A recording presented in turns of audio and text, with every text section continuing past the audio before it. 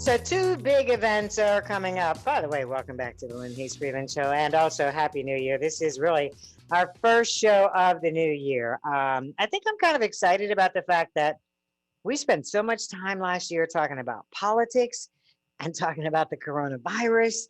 I think I'm kind of glad that we're talking about something other than those two things, but don't get too comfortable because next week we're going back to that virus. Okay, so don't get too comfortable.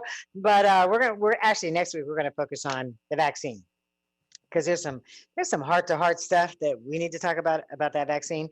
But this week we're talking about violence and some of the other impacts of violence that they don't, it's not so obvious the way it kind of comes into our homes, into our communities, into our schools. And there are two events coming up on January the 9th and February 13th. My two guests today are giving us some perspective on that. Diane Powell with Black Women for Positive Change and Mary Ann Hvizdos from Blessed Be Educators. And Marianne, let me get you once again. Folks, they need to register now. I guess because it's all virtual, it's kind of like unlimited seating though, right? I mean, sometimes you have like these deadlines to register, but if it's virtual, is it unlimited availability? Well, I will say we're just very lucky to be partnering with Carlow University's education department, and we are using their Zoom license. So a shout out to Carlow. And it's pretty much unlimited seating. Okay. I would ask that if folks are interested in registering, to please contact me at least 48 hours before Okay. the program. Okay, and we've been showing that on the screen how folks can register for that. And then Diane, we also, I think we touched on this, but I think the other thing that's pretty cool about this is for people who do need those continuing education credits, both of these events, both of these workshops do qualify for those continuing ed credits. So that's pretty cool as well. Yes, we're pleased that we were able to incorporate background and things that would be relevant to professionals, social workers and educators. So that's one of the advantages of hosting this workshop, is that people can take advantage of it and get credit for their licensing credentials and whatnot.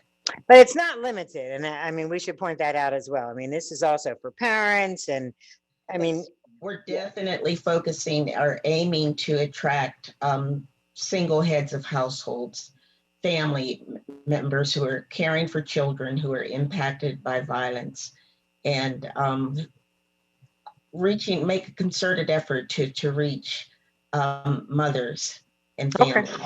All right. So obviously putting this all together costs money, which means you need sponsorship. Ladies, who are your sponsors that are helping to make this all possible? Well, I guess I'll start out. Again, hats off to the education department at Carlow University for assisting us. Mm-hmm. And the Faith-Based Health Collaborative, which is operated or sponsored rather by Destiny of Faith Church, and that is Senior Pastor Brenda J. Gregg. Oh, okay. And the Faith-Based Health Collaborative is also the fiscal sponsor, serves as the fiscal sponsor for Blessed Be Educators. So we have received a grant from them. So that's one of our wonderful funding sources. Okay, and then you got a couple more, correct, Diane?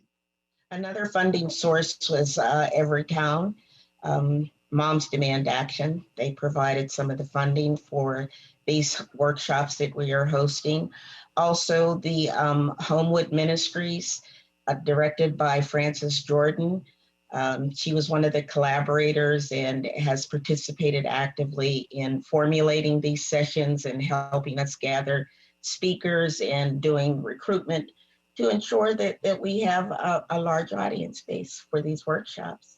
And ladies, we have about 2 minutes before we run out of time here. It's also important too, when we talk about violence, we're not just talking about street violence. We're not talking about, shootings on the street. Some of the violence that we're talking about happens inside the home, domestic violence, suicides. Those are all things that are going to be addressed in between these two events. That is correct.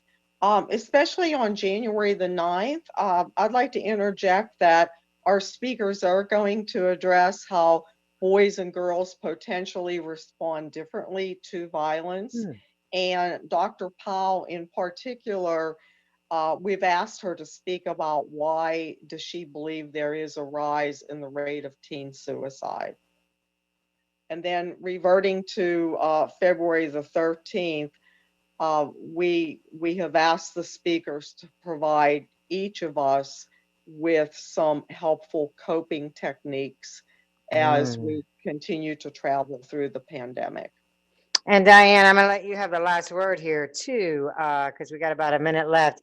The other thing is people will walk away with resources. If you're in a situation where there's domestic violence in the home or something like that, you'll walk away with some resources, phone numbers, places you can call and get information. You're exactly right. That's what we're hoping to accomplish. And like I mentioned previously, we've gathered a team of experts, people who specialize in trauma and understand the dynamics of violence, not only in the streets, but in the home, and understand what support systems are available locally to help people cope, or if they need to escape from a violent situation, where they can go. Ladies, thanks so much for joining us today. This is a lot of information, but it's okay. You don't have to digest it all today. You just have to sign up for one of the workshops on January 9th or February the 13th, and then you can take it all in. Thanks so much for joining us today, ladies. Lots of good information. And again, this pandemic has us at home. Sometimes we feel like there's nowhere to turn, but there are places to turn, and we appreciate everything that you're doing and appreciate you taking the time for being with us today. Appreciate it. Thank you so much. Thank you. Thank you. And we'll take a commercial break, and I'll come back and wrap all of this up in just a minute. So don't go away when the Lynne Hayes Freeland Show continues.